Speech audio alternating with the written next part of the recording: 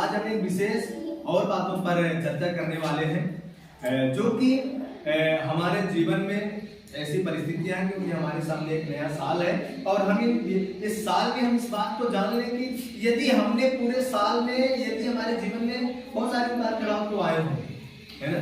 ऐसा नहीं है कि एक समान हमारी जिंदगी गुजरी होगी, कभी थोड़ा सा चढ़ाई आई होगी तो कभी थोड़ा सा ढलान आया होगा, है ना।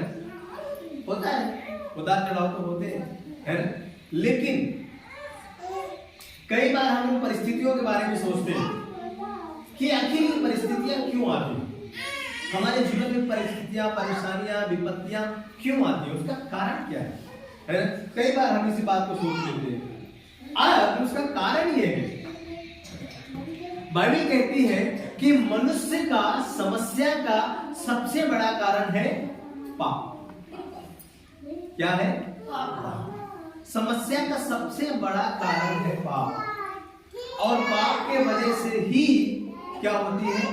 समस्या, है ना। अब पाप मनुष्य करता कब है? पाप कब करता है मनुष्य? बता सकते हैं? पाप कब करता है मनुष्य?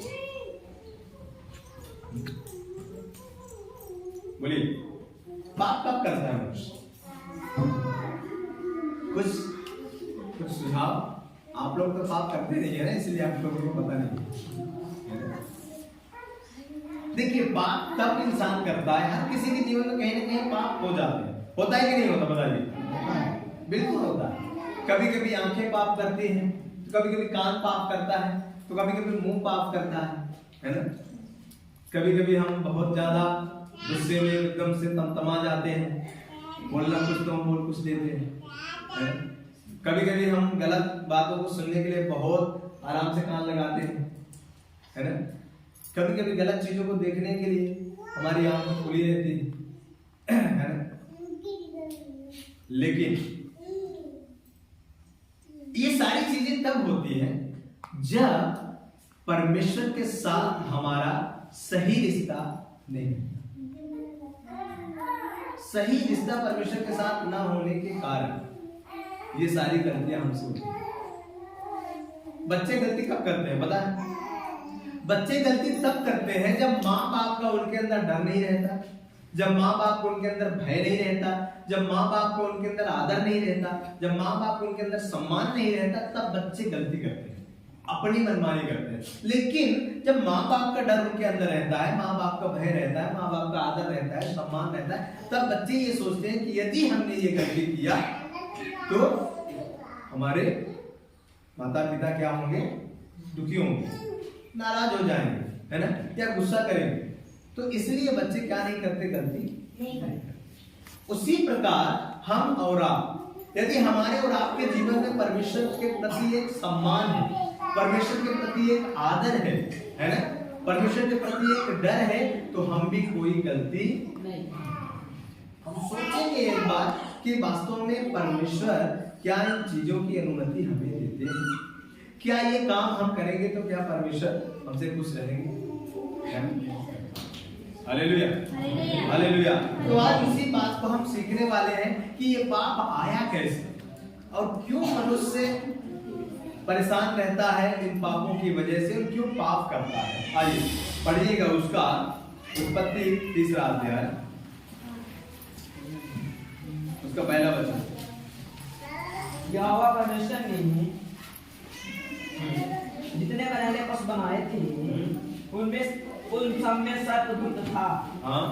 उसने स्त्री से कहा, यह सच है कि परमेश्वर ने कहा, तू इस वाटिका के किसी वृक्ष का फल ना खाना।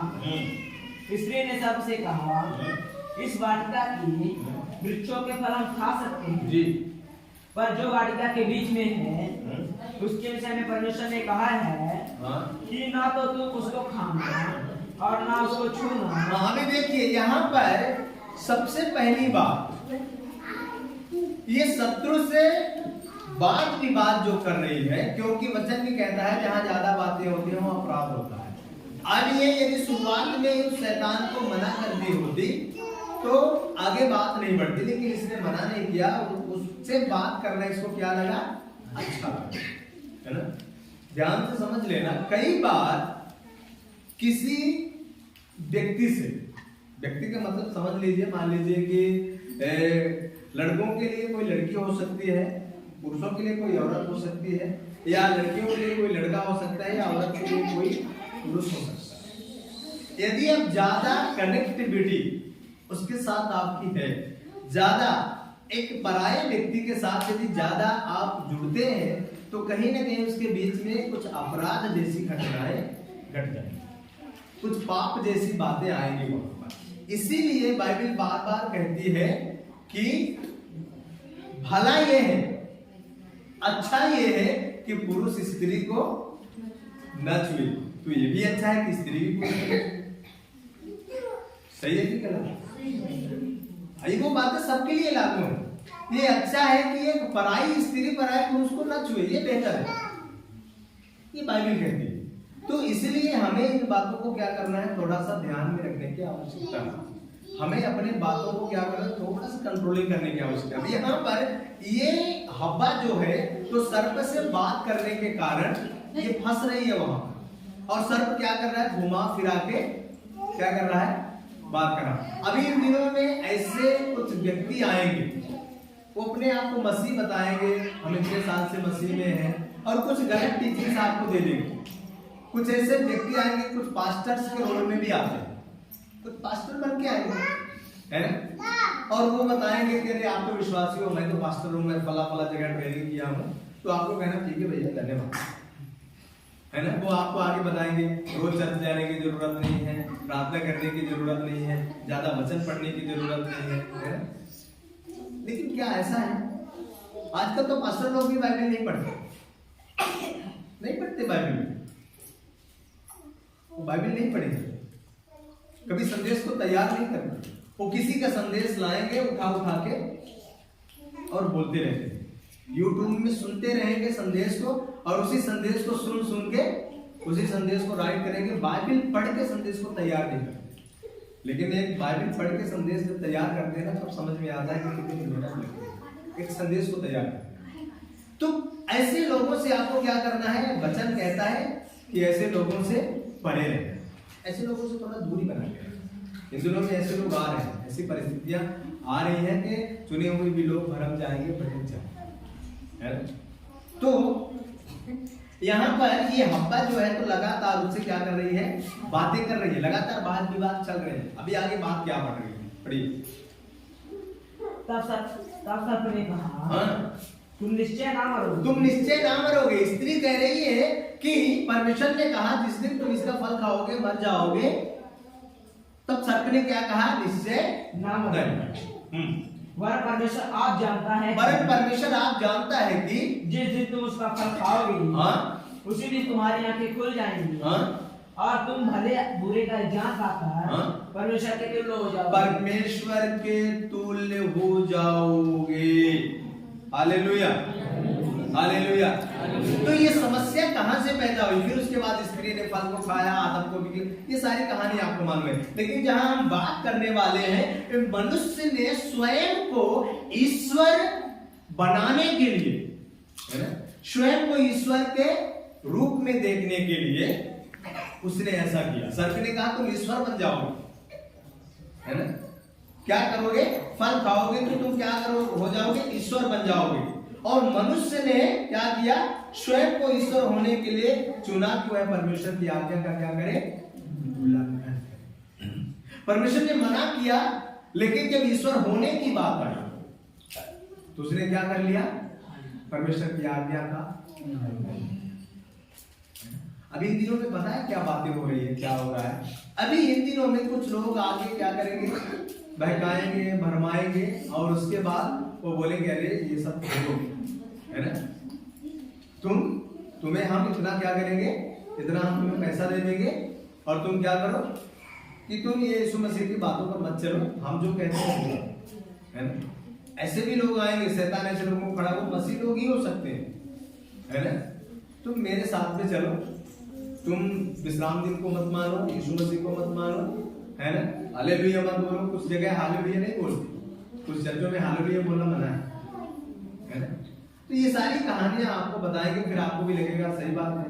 पैसे की तो जरूरत है, पैसा तो चाहिए, और उसके पीछे आप चले जाएंगे और शैतान आपको क्या करेगा, बर्बादी में ले देगा। मतलब एक प्रकार का क्या है, अपने आप को एक बड़ा बनाने के लिए, है ना, ये स्त्री ने अपने आप को ईश्वर बनाने के लिए, मनुष्य ने अपने आप को ईश्वर बनाने के लिए परमेश्वर की आज्ञा का क्या कर दिया, उल्लंघन कर दिया। कई बार अपने आप को हम बड़ा बनाने के लिए क्या करते हैं, परमेश्वर की आज्ञाओं का उल्लंघन करते हैं, और ऐसा नहीं करते। परमेश्वर ने दो ही बात तो आपसे चाहता है, परमेश्वर दो बात आपसे चाहता है। क्या क्या चाहता है, वो दो कौन सी बात है आप जो परमेश्वर चाहता है, जो उसके लिए आपको करना है, वो विशेष दो बातें हैं। सबसे पहला परमेश्वर चाहता है कि आप उससे संगति करें, ओके। दूसरा परमेश्वर आपसे क्या चाहता है, दूसरा बात क्या है, पहला उसके साथ संगति, और दूसरा क्या है, नहीं पता। दूसरा है परमेश्वर चाहता है कि आप उसकी आज्ञा, और कुछ नहीं चाहता। दूसरा है उसकी आज्ञा, पहला है संगति, दूसरा उसकी आज्ञा। अब जब आप संगति ही नहीं करेंगे तो आप उसकी आज्ञाओं को कभी पालन नहीं कर सकते। संगति आप करेंगे तभी आपको पता चलेगा कि परमेश्वर की आज्ञा क्या क्या है। परमेश्वर कहता है चोरी नहीं करना, हत्या नहीं करना, है ना, व्यभिचार नहीं करना, है ना, माता पिता की आज्ञा मानना, है ना, मूर्ति पूजा नहीं करना, ये सारी चीजें परमेश्वर कहता है। किसी वस्तु का लालच नहीं करना, है ना, सब चीजें परमेश्वर कहता है। तो ये कब पता चलेगी, जब उसके साथ आप संगति करें। संगति करने से ही आपको वो सारी चीजें पता चलेगी। तो इसलिए परमेश्वर यही तो चाहता है, और इसी संगति के द्वारा वो सारी चीजें निकल के आती है, जब उसकी आज्ञाओं का आप क्या करते हैं, पालन। हालेलुया। तो सबसे पहली बात यहाँ पर हम इस बात को देख रहे हैं कि मनुष्य ने स्वयं को ईश्वर होने के लिए चुना कि वह परमेश्वर की आज्ञा का उल्लंघन करे, हालेलुया, तथा पाप करे। जब उसने परमेश्वर की आज्ञा का उल्लंघन किया तो उसने क्या कर दिया, पाप कर दिया। परमेश्वर ने जिस फल को खाने के लिए मना किया उसको उसने क्या कर दिया। तो जब आप परमेश्वर की आज्ञाओं का उल्लंघन करते हैं तो ये आपके जीवन में समस्याएं आती है। तो पहला उसने परमेश्वर की आज्ञा का उल्लंघन कर दिया। अभी आगे पढ़ेंगे, जैसा उसका 59 अब जब पाप आपके शरीर में आ गया तो क्या किया, पाप ने शारीरिक तथा आत्मिक मृत्यु लाया, अर्थात पवित्र परमेश्वर से अलग कर दिया। पढ़िए, परंतु तुम्हारे अधर्म के कामों ने, ध्यान से सुने, आपके अधर्म के काम, आपके गुनाह के काम जो है, आपके जो पाप है, उसने क्या किया, आपको परमेश्वर से अलग कर दिया। हाँ, परंतु आपके अधर्म के कामों ने, आपके पाप ने आपको परमेश्वर से क्या कर दिया, अलग कर दिया। परमेश्वर ने आपको बनाया क्यों, परमेश्वर ने क्यों बनाया था, संगति करने के लिए बनाया, क्या अलग होने के लिए बनाया, नहीं बनाया। अलग होने के लिए परमेश्वर ने आपको नहीं बनाया था, परमेश्वर ने आपको संगति करने के लिए बनाया था कि आपके साथ में परमेश्वर रहेगा। लेकिन आपके अधर्म के कामों ने, आपके पापों ने आपको आपके परमेश्वर से क्या कर दिया, अलग कर दिया। आगे, और तुम्हारे पापों के कारण, तुम्हारे पापों के कारण उसका मुंह तुमसे ऐसा छिपा है, उसका मुंह आपसे ऐसा छिपा है कि वह नहीं सुनता, कि वो आपकी प्रार्थनाओं को नहीं सुनता। Hallelujah, hallelujah. ध्यान से सुने इस बात को। तो यहाँ पर पाप ने शारीरिक तथा आत्मिक मृत्यु लाया, अर्थात पवित्र परमेश्वर से अलगाव। परमेश्वर से अलग होना ही हमारी क्या है, मृत्यु है। एक मृत्यु की दशा हम इसे कह सकते हैं। परमेश्वर को ना जानना, परमेश्वर से दूर रहना ही क्या है, आत्मिक मृत्यु है। जो लोग परमेश्वर को नहीं जानते वो आत्मिक तौर से मरे हुए, समझ लीजिए इस बात। आत्मिक तौर से परमेश्वर से अलग हो जाना ही मृत्यु है, आत्मिक मृत्यु। और आज बहुत सारे मसीह लोग क्या है, परमेश्वर से अलग है। जब आप परमेश्वर के साथ रहेंगे, जब भी आपके कदम गलत रास्ते की ओर जाएंगे तो तुरंत आपको एक आवाज आएगी,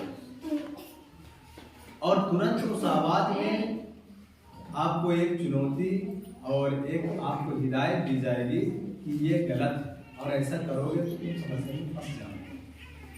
उसको सुनना है। जब भी आपके हाथ किसी गलत बातों की ओर जाएंगे तो तुरंत परमेश्वर आपको आवाज देगा कि ऐसा मत करो, ये सही नहीं है, ये गलत है। आप यकीन कर लीजिए, जब भी आप कोई गलती, लेकिन आपको पता तब चलेगा जब आप परमेश्वर के साथ संगति करेंगे, तो परमेश्वर आपको बताएंगे कि ये चीजें सही है, ये चीजें गलत है। तो इसलिए परमेश्वर के साथ आपको रिश्ता बनाने की आवश्यकता है। देखिए, यीशु मसीह को ग्रहण करना चंगाई का मतलब नहीं है। चंगाई तो एक चटनी है, आप उसको छोड़ दीजिए। हमारा मेन मकसद है उद्धार। यीशु मसीह इसीलिए दुनिया में आए, इसीलिए वो अपने आप को कुर्बान कर दिए ताकि हमारा उद्धार हो। यदि हम चंगाई पाकर और इस दुनिया में रह के नरक में चले जाएंगे तो उससे कोई फायदा नहीं। हमारा उद्धार होगा, हमारा परमेश्वर ये चाहता है कि हमारा और आपका नाम स्वर्ग में और नरक में भी क्या होना चाहिए, फेमस होना चाहिए। अब कुछ लोगों को ये लगता है नरक में फेमस क्यों होना चाहिए? क्या नरक जाना है? क्या नरक जाना है? लाजर का नाम दोनों जगह फेमस है। स्वर्ग में अब्राहम की गोद में था, नरक में भी वहां से बोला जा रहा है ये लाजर। नरक वाले भी लाजर को बोल रहे हैं कि ये लाजर सही व्यक्ति है। मतलब वहां भी लोग हमें इस बात को जाने कि ये सही व्यक्ति है। यीशु मसीह का नाम दोनों जगह फेमस, स्वर्ग में भी नरक में। तो हमारे जीवन में देखिए सबसे मोस्टली ये चीजें, अभी हाई फाई की बातों को बिल्कुल सुनने की आदत बिल्कुल छोड़ देनी चाहिए। इसीलिए YouTube के प्रचार को तो बिल्कुल बंद ही कर देना अच्छा, बहुत अच्छा है। क्योंकि अभी बहुत गलत टीचिंग से, क्योंकि आपको पता नहीं है कौन व्यक्ति कैसी टीचिंग दे रहा है। क्योंकि आप ज्यादातर बाइबल पढ़ते नहीं है आप लोग, और जब तक बाइबल नहीं पढ़ेंगे उस बात को समझ नहीं पाएंगे। इसलिए हमेशा इस बात को ध्यान में रखना। मैं ये नहीं कहता कि यूट्यूब में सारे जो प्रचारक हैं वो गलत हैं, लेकिन बहुत सारे प्रचारक उसमें गलत हैं। बहुत सारे प्रचारक गलत संदेश दे रहे हैं, और ये बात भी उसी से निकल के आई है कि महिलाओं को कलीसिया में कोई भी अनुमति नहीं है। कितनी गलत टीचिंग है, मैं बताऊंगा जब मैं इसके विषय में आपको टीचिंग दूंगा, तब आप समझ लेना कि महिलाओं का कितना बड़ा योगदान है कलीसिया में, कितनी बड़ी सेवा महिलाओं ने की है बाइबल के अंदर। और वैसे भी आप लोग जानते भी हैं, अक्विला को जानते हैं, प्रिस्किला को जानते हैं, दबोरा को जानते हैं, पुराने नियम में एस्तेर को आप जानते हैं। कितनी बड़ी उन्होंने सेवाएं की है ना, बड़ी सेवा उन्होंने की है। तो बहुत सारी महिलाएं हैं जिन्होंने बड़ी सेवा को किया है, उसके बारे में हम आपको बता देंगे। हम जहां बात कर रहे हैं कि यहाँ पर हमारे पापों के कारण, हमारे अपराधों के कारण हमारे जीवन में विपत्ति आ गई, आत्मिक मृत्यु आ गई, और हम परमेश्वर से क्या हो गए, दूर।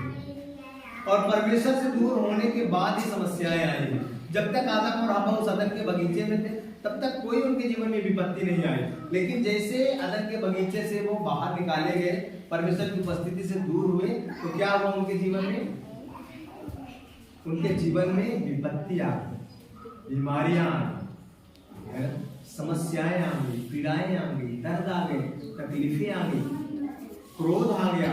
तभी तो कैन ने हाबिल को मार दिया, गुस्सा आ गया, उसने हत्या कर दिया। तो ये परमेश्वर की उपस्थिति से जब दूर हो जाते हैं तभी ये सारी चीजें होती हैं। परमेश्वर की उपस्थिति में जब आप रहेंगे ना, तो क्रोध से आप कभी गलती नहीं करेंगे, क्रोध से कभी आप पाप नहीं करेंगे। क्रोध आ सकता है, वो सिंपल सी बात है, लेकिन आप पाप नहीं करेंगे, ये गारंटी है। आप यदि परमेश्वर की उपस्थिति में रहेंगे, कभी आप गाली नहीं देंगे क्रोध में आकर, कभी आप किसी को मारेंगे नहीं क्रोध में आकर, जब तक आप परमेश्वर के साथ हैं। आप परमेश्वर के साथ रहेंगे, आपके सामने बहुत सारी विपत्ति को भी आप हंस के झेल सकते हैं, हंसी खुशी से आप उसको झेल लेंगे, क्योंकि आपके अंदर परमेश्वर को क्षमता देगा, वो ताकत देगा झेलने के लिए। इसीलिए परमेश्वर के साथ एक रिश्ता, एक संगति होना बहुत जरूरी है ना। तो ये दूसरी बात थी कि पाप ने शारीरिक तथा आत्मिक मृत्यु लाया। ये पाप ही लाया है, शारीरिक और आत्मिक मृत्यु दोनों पाप लाया है। अदन के बगीचे में यदि वो होते तो आत्मिक व्यक्ति थे, उनको शारीरिक मृत्यु भी नहीं होती। ये पाप की वजह से ही हुआ है ना। लेकिन आज भी यदि जो लोग हैं अपने जीवन को सही तरीके से मसीह में ढाल दिए हैं तो आज भी ये आशीष उनके जीवन में है। ओके, तीसरी बात हम पढ़ेंगे रोमियो उसका 3 अध्याय उसका 23। सबने पाप किया है, परमेश्वर की महिमा से रहित है, ये बाइबल बताती है। पढ़िएगा उसको। इसलिए कि सबने पाप किया है, इसलिए कि सबने पाप किया है और परमेश्वर की महिमा से रहित है, और परमेश्वर की महिमा से क्या है, रहित है, परमेश्वर की महिमा से दूर है। सबने कैसे पाप किया? जब आदम ने पाप किया, हव्वा ने पाप किया, तो उसी के सब क्या है, संतान है, और उन्हीं का लहू उनके जीवन में, उनके शरीर में है। उन्हीं लोगों का डीएनए भी हम सबके शरीर में। इसलिए पाप क्या है, स्वभाव में होता है, और इसीलिए सबने पाप किया, परमेश्वर की महिमा से क्या हो गए, दूर हो गए, परमेश्वर की महिमा से अलग हो गए। सब लोगों ने पाप किया और परमेश्वर की महिमा से क्या हो गए, अलग हो गए। उसका 5:12 में पढ़ दीजिए, 5:12। इसलिए जैसा एक मनुष्य के द्वारा पाप जगत में आया, और पाप के द्वारा मृत्यु आई, और इसी रीति से मृत्यु सब मनुष्यों में फैल गई। मृत्यु सब मनुष्यों में फैल गई, क्योंकि सबने पाप किया। Hallelujah, hallelujah. तो सबने क्या कर दिया, पाप कर दिया। मृत्यु जगत में क्या होगी, फैल गई एक व्यक्ति के द्वारा, है ना। फिर से पढ़िए इस वचन को। इसलिए जैसा एक मनुष्य के द्वारा, ध्यान से सुनिएगा, एक व्यक्ति के द्वारा पाप जगत में आ गया। पाप कहाँ आ गया, जगत में आ गया, संसार में आ गया। और पाप के द्वारा मृत्यु आ गई। और ध्यान से सुनिए, सबसे पहले क्या आया, पाप आया, फिर पाप के द्वारा क्या आया, मृत्यु आया। आगे और मृत्यु, और इसी रीति से मृत्यु सब मनुष्यों में फैल गई। पाप आया, फिर मृत्यु आई, फिर मृत्यु ने क्या किया, सब मनुष्यों में अपने आप को स्थापित कर लिया, सब मनुष्यों में फैल गई वो। क्योंकि सबने पाप किया, क्योंकि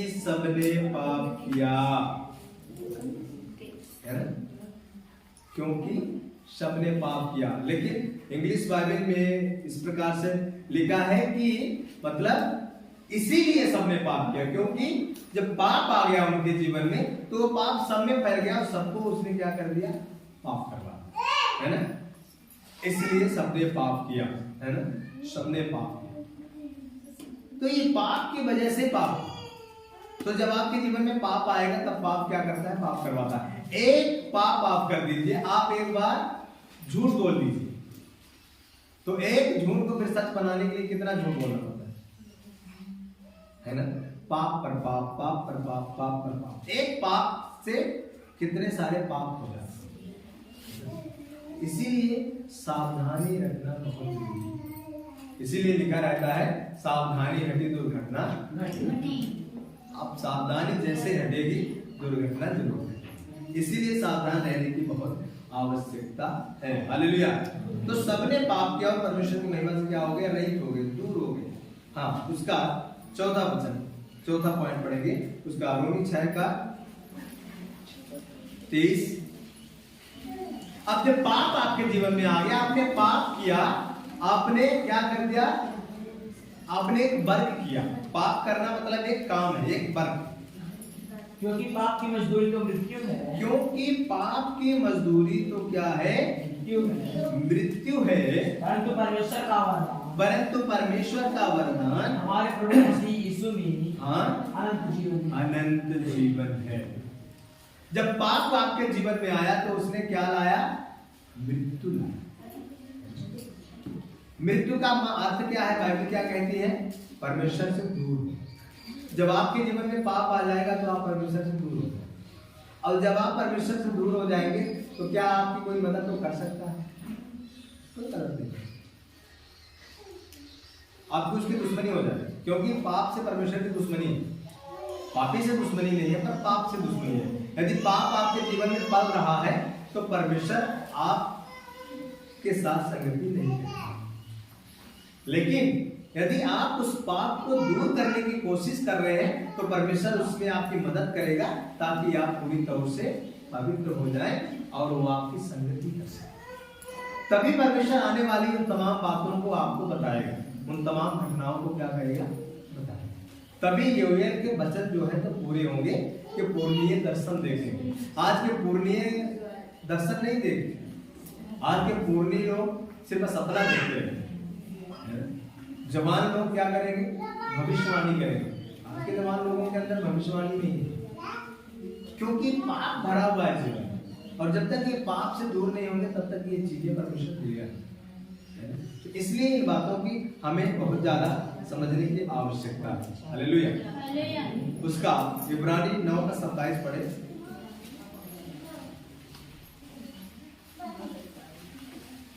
और जैसे मनुष्यों के लिए एक बार मरना और उसके बाद न्याय का होना नियुक्त है, और उसके बाद न्याय का होना क्या है, नियुक्त है। मनुष्यों का एक बार मरना और न्याय का होना क्या है, नियुक्त है। शारीरिक मृत्यु आएगी यदि इस मृत्यु लोक में हम हैं, क्योंकि आदम के पाप करने की वजह से आत्मिक और शारीरिक दोनों मृत्यु आए, है ना। तो हम आत्मिक प्राणी से शारीरिक प्राणी हो गए। अब शारीरिक प्राणी होने के बावजूद भी हम क्या बन सकते हैं, ये पवित्र व्यक्ति होकर के, और हम अपने आत्मिक मृत्यु को क्या कर सकते हैं, बचा सकते हैं। शारीरिक मृत्यु तो होना है, शारीरिक मृत्यु होगी तभी हम आत्मिक दशा में होंगे, तभी एक आत्मिक शरीर या महिमामय शरीर में दिया जाए। तो इसलिए हमें इस बात को समझने की आवश्यकता है कि यहाँ पर वचन स्पष्ट रूप से कह रहा है कि मनुष्य का एक बार मरना और न्याय का होना क्या है, नियुक्त है।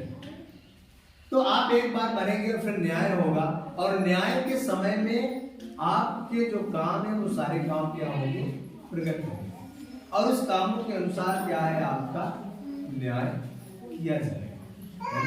जीवन की पुस्तक में जब तक आपका नाम नहीं रहेगा, स्वर्ग राज्य में आप जाने के योग्य नहीं। हालेलुया। उसका प्रकाशित वाक्य 20:15 वचन पढ़े। और जिस किसी का नाम जीवन की पुस्तक में लिखा हुआ ना मिला, और जिस किसी का नाम जीवन की पुस्तक में लिखा हुआ नहीं मिला, ये न्याय के समय की बात है। ध्यान से सुनिए, जब आप न्याय के सिंहासन के सामने खड़े होंगे, जज के सामने आप जब खड़े होंगे, अब जज आपके गुनाहों के अनुसार, जज कैसे फैसला करता है, आपके गुनाहों के अनुसार। यदि आपका गुनाह, आपका अपराध यदि फांसी लायक है तो आपको फांसी दे देगा। आपका अपराध है यदि कारावास लायक है तो कारावास सुना देगा, है ना। तो ये जज आपके गुनाह के अनुसार फैसला करता है। अब प्रभु यीशु मसीह वहां जजमेंट करने वाले रहेंगे। अब जब आप वहां खड़े हो जाएंगे लाइन में, तो यहाँ पर क्या होगा, पुस्तक खोली जाएगी और लिखा है कि और जिस किसी का नाम जीवन की पुस्तक में लिखा हुआ न मिलेगा तो क्या होगा, वह आग की झील में डाला, तो आग की झील में क्या होगा, डाला जाएगा। जिस किसी का नाम जीवन की पुस्तक में लिखा हुआ नहीं मिलेगा वो क्या होगा, आग की झील में, वो आग की झील में डाला जाएगा। अब इस बात को समझने की आवश्यकता है। अब आप जीवन की पुस्तक में अपना नाम लिखवा रहे हैं या नहीं लिखवा रहे हैं, आपके ऊपर, आप इस बात को समझ सकते हैं। तो जीवन की पुस्तक में लिखा हुआ नाम आपका होना चाहिए, ये नहीं तो पाप की यह मजदूरी है कि वो आपकी झील में। ओके, आगे उसका इब्रानियों 9:22 वचन पढ़े। सच तो यह है कि व्यवस्था के अनुसार प्राय सब वस्तुएं लहू के द्वारा शुद्ध की जाती हैं, और बिना लहू बहाए पापों की क्षमा, बिना लहू बहाए पापों की क्षमा है। अब पापों की क्षमा के लिए लहू बहाए जाने की आवश्यकता है। अब पाप जब हमने कर दिया, हमारे जीवन में पाप आ गया, मनुष्य ने पाप किया, तो उस पाप को फिर से दूर करने के लिए, अर्थात पापों की क्षमा के लिए लहू बहाए जाने की आवश्यकता थी। जरूरत थी, और इसीलिए प्रभु यीशु मसीह इस दुनिया में आकर के और अपने लोगों को उसने क्या कर दिया, ताकि हमारा और आपका पाप क्या हो, क्षमा हो जाए, हमारा और आपका पाप क्या हो, मिटाया जाए, है ना। हम और आप गुनाहों से क्या हो, दूर हो। Hallelujah, hallelujah. तो गुनाहों से हमें दूर करने के लिए, पापों से क्षमा देने के लिए प्रभु यीशु मसीह इस दुनिया में आकर के और क्या कि अपने आप को कुर्बान किया। अब सवाल ये है कि क्या हम उस प्रभु की कुर्बानी को याद करके और उसके अनुसार जीवन बिताने की कोशिश करते हैं? यदि हम जीवन बिताने की कोशिश नहीं करते तो फिर हमारा ये मसीही जीवन बेकार है। सिर्फ चंगाई के लिए हम प्रभु के सामने आना कोई फायदे की बात नहीं। हमें प्रभु के साथ एक रिश्ता, उसको जानना जरूरी है। हम उसको जाने कि वास्तव में वो परमेश्वर है क्या, वो क्या चीज है परमेश्वर, कौन परमेश्वर है जिसके साथ हम रिश्ता बनाने जा रहे हैं, उसको हमें समझने की आवश्यकता है, जानने की आवश्यकता है।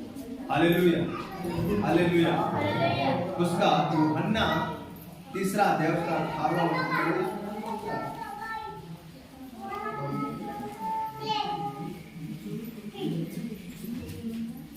जो उस पर विश्वास करता है उस पर दंड की आज्ञा नहीं होती, उस पर दंड की आज्ञा नहीं होती, परंतु जो उस पर विश्वास नहीं करता वह दोषी ठहर चुका, वो दोषी ठहर चुका, इसलिए कि उसने परमेश्वर की इकलौते पुत्र के नाम पर विश्वास नहीं किया।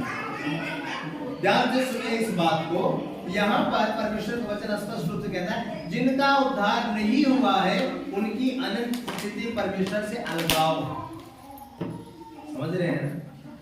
जिनका उद्धार नहीं हुआ उनकी अनंत स्थिति जो है वो क्या होगी, परमेश्वर से अलगाव। और परमेश्वर कहाँ नहीं है, नरक में। परमेश्वर नरक में नहीं है। इसका मतलब परमेश्वर से अलगाव होने का मतलब है उनका जीवन नरक में जाए, जिनका उद्धार नहीं हुआ। यहाँ पर 18वां वचन हमें सिखाता है, जो उस पर विश्वास करता है उस पर दंड की आज्ञा नहीं होती, परंतु जो उस पर विश्वास नहीं करता वह दोषी ठहर चुका, इसलिए कि उसने परमेश्वर के इकलौते पुत्र के नाम पर विश्वास नहीं किया। तो हमारा और आपका विश्वास, भरोसा उसके ऊपर होना चाहिए।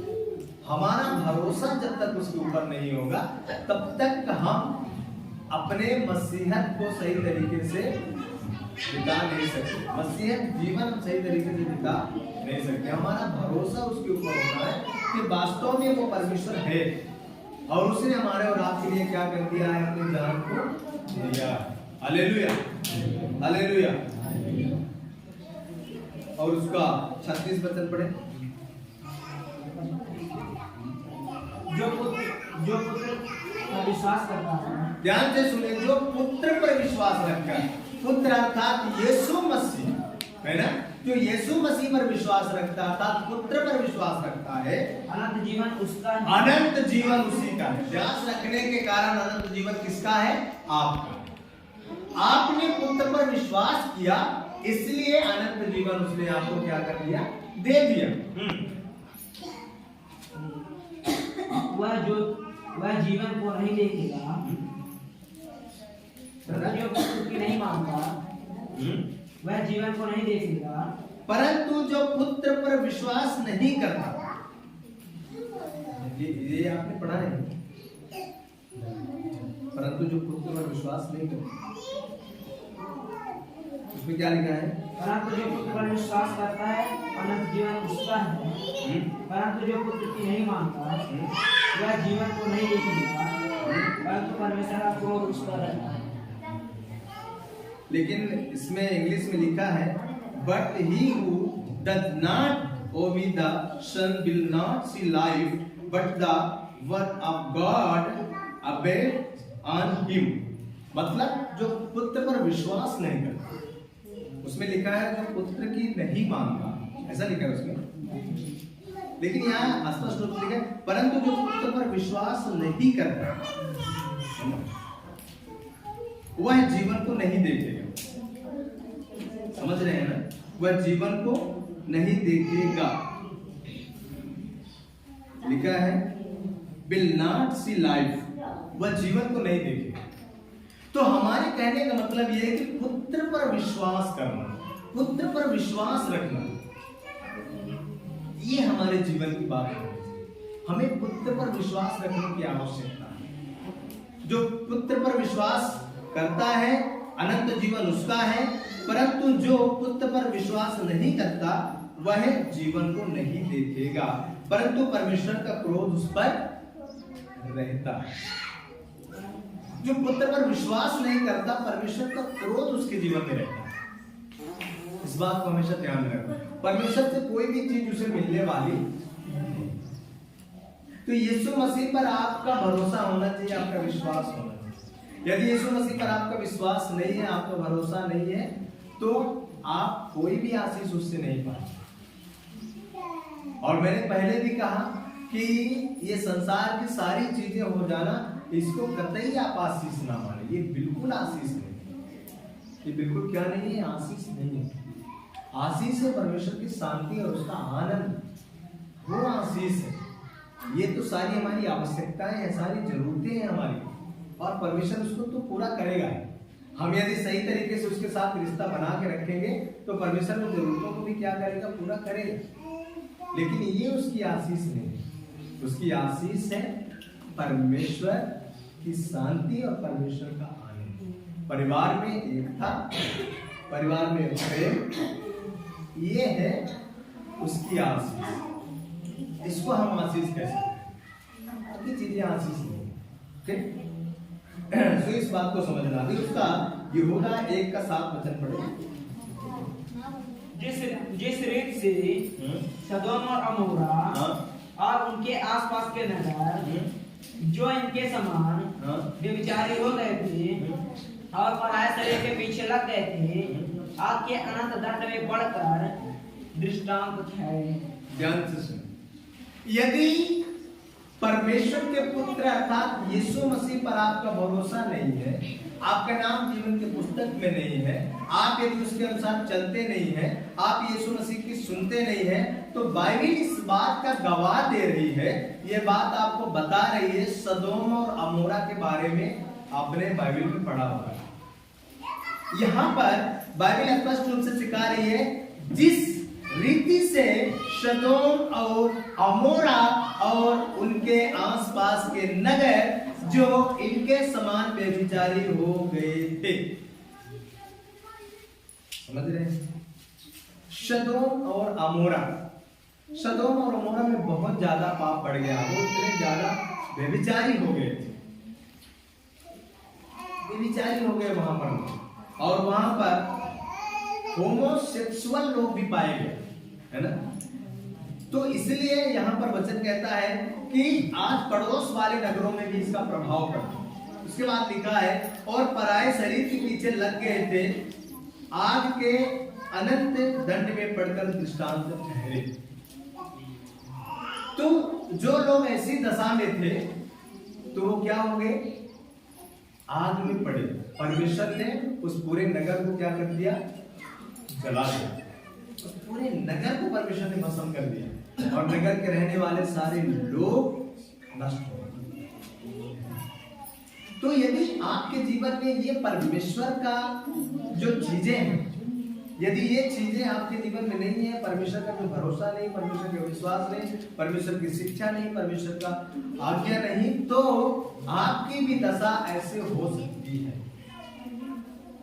तो पहले के समान परमेश्वर पूरे गांव के गांव को तो नष्ट नहीं कर सकता, लेकिन परिवार में ये समस्याएं आ सकती। तो इसलिए हमें इन बातों को समझने और जानने की बेहद आवश्यकता। Hallelujah, hallelujah. दूसरा थिस्सलुनीकियों 1 स्टार्ट।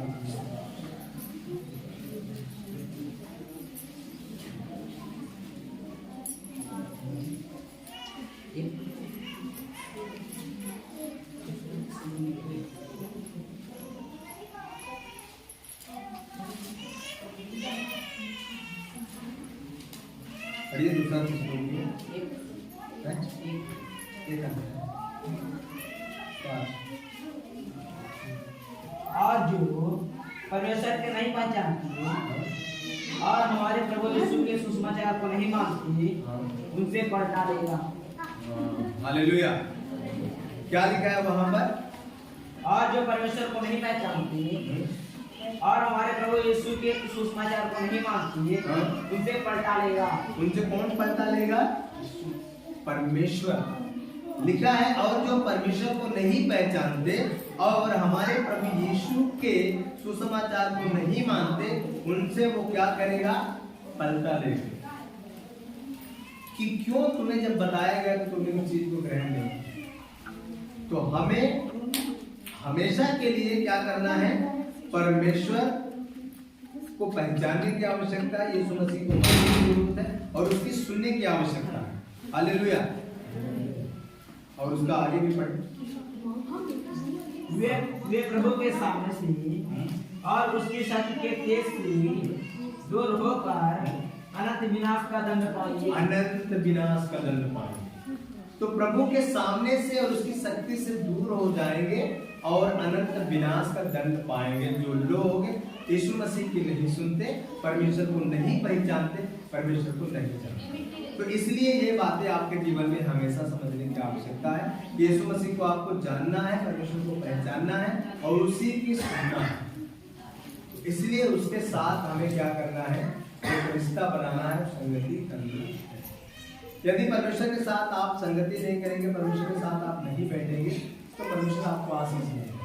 तो आज बहुत ज्यादा लोगों के पास इतनी व्यस्तता है कि लोग परमेश्वर को समय नहीं दे पा रहे हैं। कुछ जितना हमें बाइबल रीडिंग करना चाहिए उतना बाइबल नहीं पढ़ पा रहे हैं। हम परमेश्वर से प्रार्थना नहीं कर पा रहे हैं। परमेश्वर के साथ हम व्यक्तिगत समय नहीं बिता पा रहे और वो व्यक्तिगत समय भी बिताने की हमें जरूरत है कि हम कुछ समय परमेश्वर के साथ व्यक्तिगत बैठे, व्यक्तिगत उससे बात करें। वो चाहता है कि आप उससे व्यक्तिगत बात करें। तो व्यक्तिगत समय के लिए परमेश्वर आपसे आग्रह करते हैं। Hallelujah, hallelujah. हमारे लिए ये एक विचारणीय प्रश्न है कि यदि ऐसे लोग जब इस समस्या में फंस गए, परेशानी में फंस गए, अब उन्हें कैसे निकाला जाए उस समस्या से, कैसे उस परेशानी से निकाला जाए, है ना? तो हमारे और आपके जीवन में एक विचार आना चाहिए कि कैसे उन लोगों को हमें उन समस्याओं से क्या करना, निकालना। बहुत सारे मसीह लोग भी फंसे हैं ऐसी समस्या। उनको सिर्फ ये लगता है कि यीशु मसीह के पास आने का मतलब है हम भले चंगे रहें, भूत प्रेत ना मारे, है ना? ऐसी समस्याएं हमारे जीवन में ना आए, बीमारी ना आए, दुख तकलीफ ना आए, तो बढ़िया से हम क्या हो जाए, अच्छा मालामाल हो जाए, हम अच्छा धनी हो जाए, ये सोच है। लेकिन इससे कोई फायदा नहीं, इससे कोई फायदा नहीं। जब तक परमेश्वर की आशीष आपके जीवन में नहीं आएगी, तब तक ये सब कुछ होने के बावजूद भी कोई फायदा नहीं। हालेलुया। पढ़िएगा उसका इफिसियों 2 अध्याय, उसका 1 वचन पढ़िए।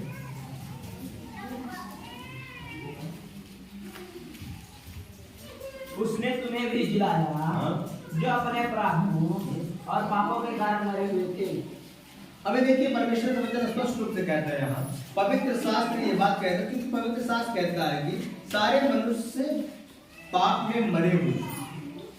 सारे मनुष्य क्या थे? पाप में मरे हुए थे। हमने अभी बाइबल में बहुत सारी चीजों को पढ़ा कि मतलब पाप की मजदूरी मृत्यु है, परमेश्वर से अलगाव मृत्यु है, इसलिए सबने पाप किया, परमेश्वर की महिमा से रहित है।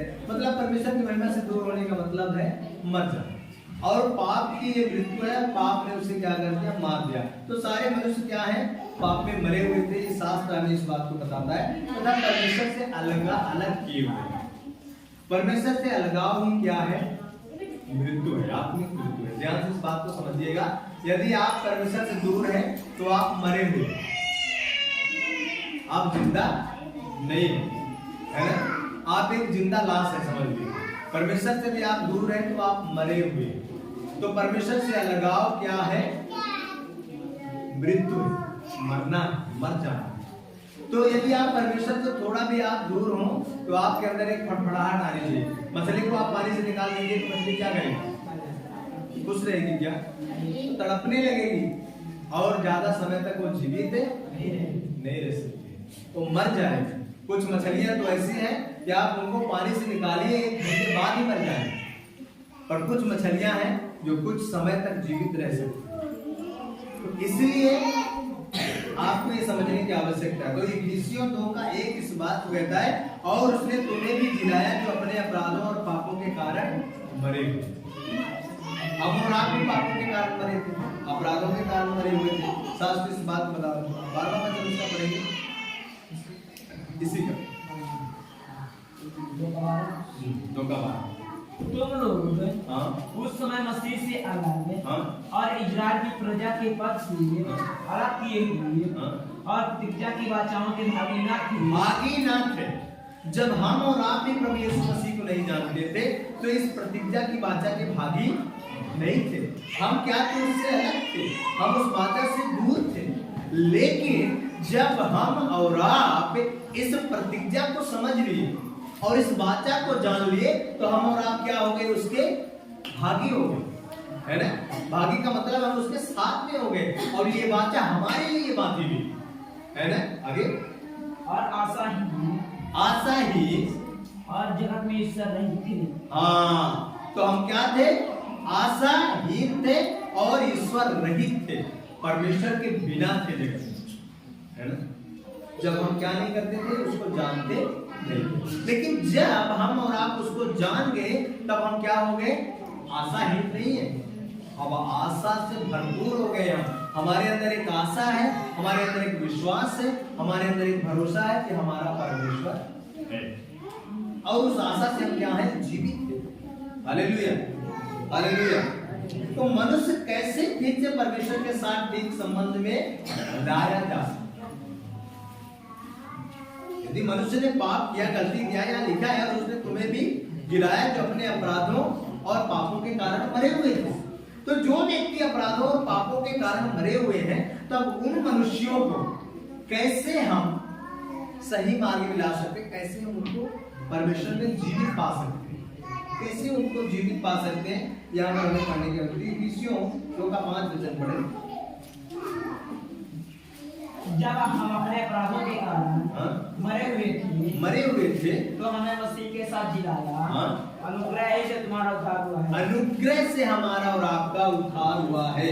तो यहाँ पर हमें इस बात को समझना है कि मनुष्य परमेश्वर के साथ एक अच्छा संबंध, एक अच्छा रिश्ता उस पाप से कैसे छुड़ा करके और परमेश्वर के साथ कैसे वो बन सकता है। यहाँ पर वचन कहता है, जब हम अपराधों के कारण मरे हुए थे तो हमें मसीह के साथ जिलाया। अनुग्रह ही से हमारा और आपका क्या हुआ है? उद्धार हुआ। मसीह के साथ हम जिलाए जाते हैं। जब हम पाप में मर गए तो हम मसीह के साथ क्या हुए? जिलाए गए। पाप में मरने के बाद अर्थात जब हम परमेश्वर को नहीं जानते थे, हम पापी हो गए, परमेश्वर से दूर होकर के, इसीलिए यीशु मसीह इस दुनिया में आए, मारे गए, गाड़े गए, तीसरे दिन मुर्दों में से जी उठे, और हम भी उनके साथ क्या हुए? जिलाए। हम भी उनके साथ जीवित हुए। हालेलुया। इफिसियों 2 का 13 वचन पढ़ें।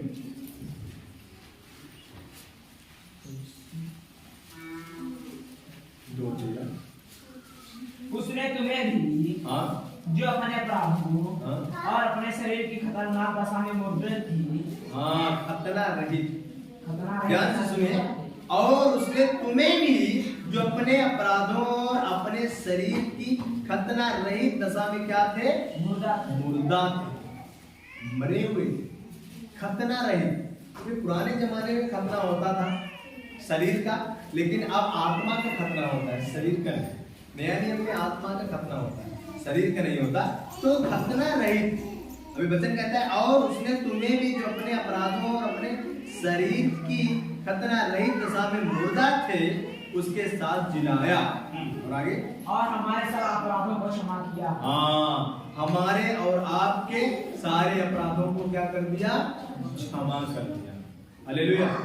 सारे अपराधों को परमेश्वर ने क्या कर दिया? क्षमा कर दिया। सारे पापों को परमेश्वर ने क्या कर दिया? क्षमा कर दिया। जब हम उसके साथ क्या किए? एक अच्छा रिश्ता बनाए, उसके साथ एक अच्छी संगति बनाए, और हमारे सामने जो भी विधियों का लेख शत्रु लिख के रखा था, उसको क्या क्या मिटा दिया। उसने 14 वचन इसी बात को कहता है, पढ़ लीजिएगा। और और विधियों का वह लेख, और विधियों का वो लेख जो हमारे नाम पर, जो हमारे और आपके नाम पर और हमारे विरोध में, और हमारे और आपके विरोध में, हमारे और आपके बच्चों के विरोध में, हमारे और आपके परिवार के विरोध में, हमारे और आपके काम के विरोध में, हमारे और आपके व्यवसाय के विरोध में, हमारे और आपके घराने के विरोध में जो भी शत्रु ने एक बड़ी लिस्ट को तैयार किया था, उसको परमेश्वर अर्थात प्रभु यीशु मसीह ने क्या कर दिया? मिटा दिया। और उसे क्रूस पर कीलों से जोड़कर, और उसको क्रूस पर कीलों से जड़कर अर्थात बांधकर, कीलों से छेद कर सामने से हटा दिया है, सामने से हटा दिया है। और उसने प्रधानताओं को और अधिकारों को ऊपर से, और अधिकारों को अपने ऊपर से उतार कर उनका खुला खुला तमाशा बनाया और क्रूस के द्वारा उन पर जय जयकार की ध्वनि सुनाई। आमीन, हालेलुया, हालेलुया। क्रूस के कारण उन पर जय जयकार की क्या सुनाई दिया? ध्वनि सुनाई दिया। तो हम और आप यीशु मसीह के क्रूस में बलिदान होने के कारण, मर जाने के कारण हम और आप क्या हुए? विजयी हुए। और यीशु मसीह क्रूस में मरकर और फिर तीसरे दिन जिंदा हुए। उन्होंने मृत्यु पर जय पाया, मृत्यु को जीत लिया।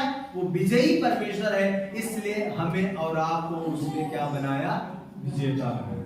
हालेलुया। वो जय के उत्सव में लेके चलने वाला परमेश्वर है। बाइबल कहती है कि वो प्रतिदिन हमें क्या करता है? जय के उत्सव में लेके चलता है। अर्थात हम हारने वालों में से नहीं। हमारा विश्वास हारने के ऊपर नहीं होना है ना? कभी भी मैं हमेशा इसी बात को कहता हूँ, कोई भी तकलीफ आपके जीवन में हो, कोई भी बीमारी आपके जीवन में हो, कोई भी समस्या आपके जीवन में हो, लेकिन आपको उससे हारना नहीं है, आपको उससे लड़ना है। हारने वालों में से आपको नहीं होना। आप हारने वाले लोग नहीं हैं, आप एक विजेता लोग हैं। प्रभु यीशु मसीह ने आपको विजेता बनाया है। वो क्रूस पर बलिदान हुआ और उसने आपको एक सामर्थ्य दिया, एक ताकत दिया, लेकिन आपके अंदर वो काम तब करेगा जब आप उसको समझ पाएंगे, है ना? जब क्या करेंगे? आप उसको समझ पाएंगे, तभी वो आपके अंदर काम करेगा। आपको अपने अधिकार को क्या करना है? समझना कि आपके अंदर क्या अधिकार परमेश्वर ने, उसको समझने की आवश्यकता है। वो अधिकार आपके अंदर परमेश्वर ने दिया है, तो उसको सही तरीके से आप जब समझ लेंगे तभी आप उसका इस्तेमाल कर सकते हैं, और तब परमेश्वर आपको क्या करेगा? आशीषों से भरपूर करता रहेगा। तब आपको परमेश्वर क्या करेगा? आशीष देता रहेगा, तब आपको आशीष देगा। नहीं तो आप आशीषित नहीं होंगे, है ना? तो हमारा एक अच्छा सब व्यवहार सबके साथ होना चाहिए, है ना? सबके साथ एक अच्छा व्यवहार होना चाहिए। मसीहियत का मतलब यही है कि सबके साथ एक अच्छा व्यवहार होना चाहिए, चाहे वो बिलीवर हो चाहे नॉन बिलीवर हो, हमारे सबके साथ अच्छा व्यवहार होना चाहिए। किसी के साथ हमारा कोई लड़ाई झगड़ा कोई दुश्मनी नहीं होना चाहिए। लोग करते हैं, करने दो, पर हमारे अंदर वो चीजें नहीं। हमारे एक अच्छा व्यवहार होना चाहिए, क्योंकि यीशु मसीह ने एक अच्छा व्यवहार किया। तभी तो यीशु मसीह को क्रूस में चढ़ाने वाले लोगों ने भी इस बात को कहा कि ये परमेश्वर था। यीशु मसीह के व्यवहार को देख करके, यीशु मसीह को कील से ठोकने वाला व्यक्ति इस बात को कह रहा है, वो कितने लोगों को जब कीलों से ठोका होगा, कितने लोगों को क्रूस में चढ़ाया होगा, तो कितने लोग उसको गाली दिए होंगे। जब लोगों को तो ये पता है कि मर तो जाना ही है, तो जितना कुछ उनके अंदर भड़ास थी वो सब निकालते रहे होंगे, खूब गाली देते रहे होंगे, खूब मारकर झटकते रहे होंगे, है ना? ऐसा करते रहे होंगे। लेकिन पहली बार वो क्रूस में चढ़ाने वाला जो व्यक्ति था, पहली बार ऐसे व्यक्ति को उसने देखा कि उसने अपने हाथों को अपनी मर्जी से फैला लिया, और उसके हाथों में जब वो कीले ठोक रहा था तो उसने यही शब्द कहा, प्रभु इन्हें क्षमा कर। तब उस व्यक्ति ने कहा, जरूर ये परमेश्वर का, उसका स्वभाव, उसका चाल चलन, उसकी बोली, वो परमेश्वर कि उस प्रेम को दर्शाती है, उसके अंदर से वो परमेश्वर का प्रकटीकरण दिखाती है, उसकी बोली के द्वारा, उसकी भाषा के द्वारा।